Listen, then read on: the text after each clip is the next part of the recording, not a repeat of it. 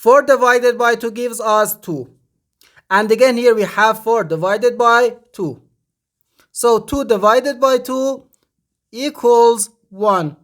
But this answer is not correct, because according to the order of operations, when we have more than one division in an expression, we have to work from left to right.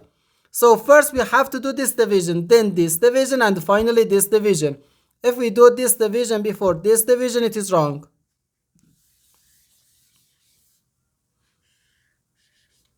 So first this division, 4 divided by 2 gives us 2. So 2 divided by 4 divided by 2. Now we have to do this division. 2 divided by 4 can be written as 2 over 4. So 2 over 4 divided by 2.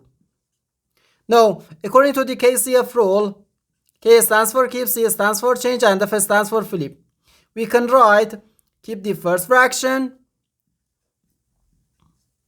change division to multiplication, and flip the second fraction. So we have 2 over 4 times 1 over 2. We can easily cancel this 2 and this 2, so we have just 1 over 4, or 0.25. And this is our final answer to this problem. The correct answer is 0.25.